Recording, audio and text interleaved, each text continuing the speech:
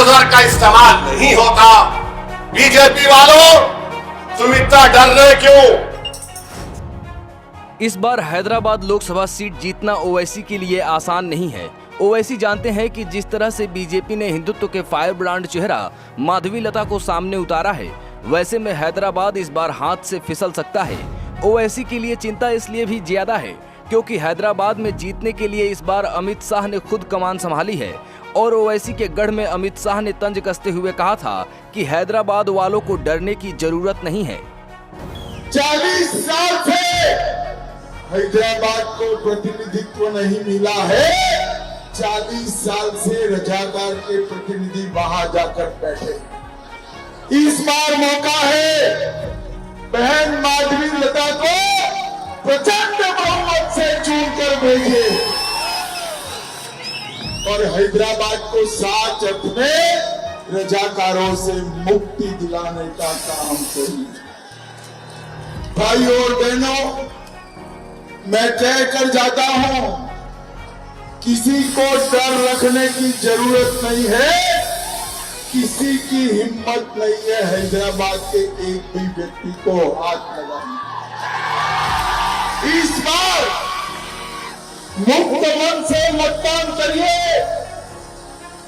चाहे हिंदू हो या मुसलमान, हर एक मतदाता कमल के निशान पर बटन दबाए और हैदराबाद को मेन स्ट्रीम से जोड़ने का काम करे।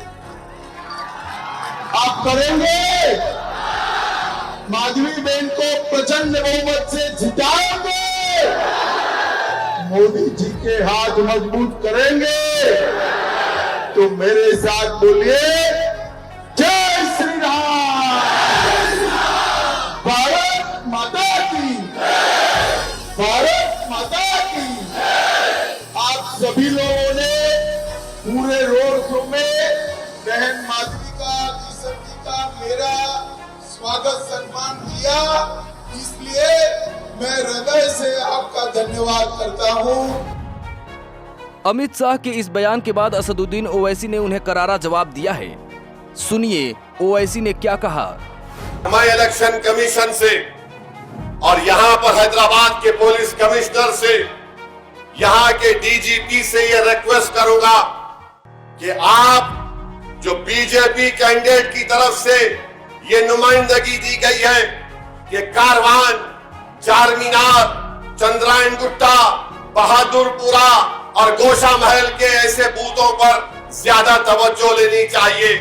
हम इन तमाम बड़े बड़े ओहदेदारों से कह रहे हैं कि तवज्जो लेना है तो तेलंगाना के हर बूथ पर तवज्जो लेनी चाहिए। इलेक्शन फ्री एंड फेयर होना चाहिए। कैपिटल एफ में, कैपिटल आर में, कैपिटल डबल ई में और कैपिटल FAIR में फ्री एंड फेयर होना चाहिए। ये क्या बात है कि हैदराबाद के ही 720 पोलिंग बूथ, तो फिर सिकंदराबाद के क्या बूथों का क्या होगा? करीमनगर के बूथों का क्या होगा? निजामाबाद के बूथों का क्या होगा? आदिलाबाद के बूथों का क्या होगा? मरकाजगिरी के बूथों का क्या होगा? क्या ये तौहीन बीजेपी नहीं कर रही है हैदराबाद की आवाम की कि इन बूथों पर ज्यादा तवज्जो लेनी चाहिए? अरे तवज्जो लेना है तो पूरे तेलंगाना के बूथों पर लो। सिर्फ निशानदेही हमारी क्यों की जा रही? निशानदेही हमारी क्यों की जा रही? आप तवज्जो लो, कुछ भी करो, मगर यहाँ का वोटर ये तय कर चुका है कि बीजेपी की जमानत सब कराएंगे इंशाअल्लाह ताला। हम यहाँ पर मोदी को हराएंगे, यहाँ पर अमित शाह को हराएंगे। क्या बात है कि हर कोई हैदराबाद पे नजर लगा रहा है, तो मुझे दक्षिणी जबान में कहना पड़ेगा, माठी मिलो, माठी मिलो। हमारे पीछे पड़ गए, पढ़ो पीछे, कुछ फर्क नहीं पड़ेगा। मुझे अच्छी तरह याद है कि मरहूम कायद सालार मिल्लत का इलेक्शन हुआ था, तो सब्जी मंडी में, इकबाल चीचा गवाह है, सब्जी मंडी में एक बूथ पर रीपोलिंग हुआ था कि 90% पोलिंग हुई थी। ड्यू ड्रॉप मुस्तैदपुरा में 100% पोलिंग हुई। बीजेपी वालों के पेट में दर्द हुआ, पेचिश शुरू हो गई। ये इलेक्शन कमीशन का लेटर है, वही लेटर बीजेपी दे रही है। इंक्वायरी करवाई गई, नई वोटर लिस्ट आई, किसी का नाम नहीं कटा, वही नाम है। बीजेपी वालों, तुम इतना डर रहे क्यों? नाच ना जाने तो आंगन तेरा, हाँ? इतना डर रहे, इतना डर रहे। वोटर लिस्ट के बारे में बोला, वो झूठ साबित हुआ। ईसीआई का लेटर है मेरे पास। अब इनका एक ही हरबा है कि 13 तारीख को पोलिंग परसेंटेज कम हो। अब मैं आपसे सवाल करूंगा, क्या आप अपना पोलिंग परसेंटेज बढ़ाएंगे? नहीं बढ़ाएंगे? आप तमाम अपना वोट इस्तेमाल करेंगे? करेंगे? या फिर ये बीजेपी वाले जो बोल रहे हैं उसकी साजिश का शिकार हो जाएंगे? आप डालेंगे ना वोट? पोलिंग परसेंटेज बढ़ेगा? कितना बढ़ेगा? कितना बढ़ेगा? कितना बढ़ेगा? पोलिंग परसेंटेज 100 भी कर सकते हैं आप। 100% पोलिंग करवाइए। और ये जो बीजेपी वाले हार मान चुके हैदराबाद से, इसीलिए तमाम कोशिशें करते जा रहे हैं। मुझे यकीन है कि इंशाअल्लाह ताला इनको शिकस्त होगी और बदतरीन शिकस्त होगी इंशाअल्लाह ताला। और हम इलेक्शन कमीशन ऑफ इंडिया से अपील करते हैं, चीफ इलेक्टोरल ऑफिसर से अपील करते हैं, DGP Telangana, commissioner police Hyderabad से, सिर्फ 700 पोलिंग बूथ नहीं, पूरे तेलंगाना के पोलिंग बूथों पर स्पेशल तवज्जो ली जाए। हैदराबाद पर ही क्यों भाई? क्या ये फ्री एंड फेयर होगा? क्यों नहीं निजामाबाद? क्यों नहीं करीमनगर? क्यों नहीं मल्काजगिरी? क्यों नहीं महबूब नगर? हर तरफ करो। मगर सामने के सारे बीजेपी वाले एक ही दूल्हे भाई की तरफ देख रहे हैं। पूरे के पूरे एक ही दूल्हे भाई की तरफ नजर पड़ी हुई है। ये हैदराबाद की आवाम की तौहीन कर रही है बीजेपी। आप इस तरह के जो बातें कर रहे हैं, इससे हैदराबाद की आवाम की तौहीन करने की कोशिश कर रहे हैं। और दूसरी बात, अमित शाह आज तकरीर कर रहे हैं, असद ओवैसी, असद ओवैसी रजाकार। अमित शाह साहब, ऐसा लगता है कि बगैर मेरा नाम लिए आपको रात में नींद नहीं आती। पेट में दर्द शुरू हो जाता उनको असद ओवैसी का नाम लेना। अब बोल रहे असद ओवैसी ये, असद ओवैसी वो। ठीक है, कोई बात नहीं, नाम लो मेरा, मगर ये अल्लाह का बड़ा करम है कि मेरी जबान पर तुम्हारा नाम तो आ गया। वो एक बहुत मशहूर पिक्चर में कहीं अपने उस अय्याम जहालिया में देखा था। कौन सी पिक्चर थी? मुगल आजम।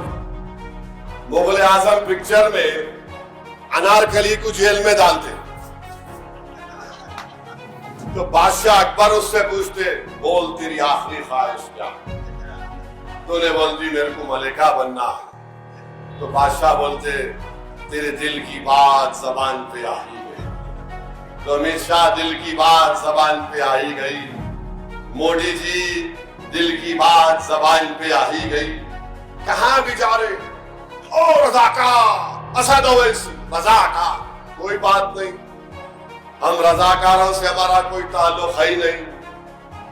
हम भारत के आजाद हिंदुस्तान में पैदा हुए हैं। जो रजाकार थे वो पाकिस्तान भाग गए, जो वफादार थे वो मोदी अमित शाह से मुकाबला कर रहे हैं। और यही वफादार इनको हराएगा इंशाअल्लाह ताला। रजाकार बोलना। और अमित शाह से हम पूछना चाह रहे कि प्राइम मिनिस्टर केयर्स एक वजीर आजम मोदी बनाए, उसके पैसों का क्या हुआ बताओ? 3000 करोड़ उसमें है बताइए अमित शाह, वो 3,000 करोड़ कहां गए? उसका इस्तेमाल कैसे हुआ? 3,000 करोड़ पीएम केयर्स फंड में है। वो 5-6 हजार करोड़ इलेक्ट्रल बॉन्ड बताओ अमित शाह, कौन से बैंक में आपने रखे? तुमने क्या किया? और बोलते मुस्लिम वोट बैंक है। अरे अमित शाह, ट्रिपल तलाक, CAA, NRC, NPR, ये सब खवानीन ये भी आप बनाए तो आपके वोट बैंक के लिए बनाया आपने। बताओ ये क्यों बनाया आपने? एनकाउंटर, बुलडोजर आप करते हैं तो आपके वोट बैंक के लिए करते हैं। तो मेरे अजीज दोस्तों, अगर मेरा वोट बैंक होता, अगर मेरा वोट बैंक होता अमित शाह, तो तुम 4 साल से चीन को नहीं निकाल सके। अगर मेरा वोट बैंक होता तो मैं चीन को भारत की जमीन में आने नहीं देता। अगर मेरा वोट बैंक होता अमित शाह, तो मैं चीन को उखाड़ कर फेंकता डेमसाक और डेमचाक से। अगर मेरा वोट बैंक होता अमित शाह, तो मैं चंद घंटों की मोहलत देकर लॉकडाउन नहीं करता। अगर मेरा वोट बैंक होता तो मैं पहले से तैयारी करता कोविड के इंजेक्शन की। मैं 25-30 लाख भारत के लोगों को मरने नहीं देता। अगर मेरा वोट बैंक होता तो मैं गरीबों के अकाउंट में पैसे डालता। अगर मेरा वोट बैंक होता तो मैं नौजवानों को रोजगार के मौके फराहम करता। अगर मेरा वोट बैंक होता तो मैं बिल्किस बानो की अस्मत रेजी करने वालों को नहीं छोड़ता। अगर मेरा वोट बैंक होता तो इस मुल्क में बुलडोजर का इस्तेमाल नहीं होता। अगर मेरा वोट बैंक होता तो मैं किसी को फसाद करने नहीं देता। अगर मेरा वोट बैंक होता तो मैं हिंदू मुसलमान के इत्तेहाद को और मजबूत करता। अगर मेरा वोट बैंक होता तो मैं दलितों को ऊंचाइयों पर लेकर जाता। मगर तुमने 10 साल में क्या किया बताओ? इस मुल्क में तुमने कुछ नहीं किया, कुछ नहीं किया तुमने, और बर्बादी की तरफ इस मुल्क को आप लेकर चले गए। बहरहाल देखना होगा कि इस बार हैदराबाद में बीजेपी का कमल खिलता है या हर बार की तरह ओवैसी का पतंग उड़ता है। Bureau report, political panchayat.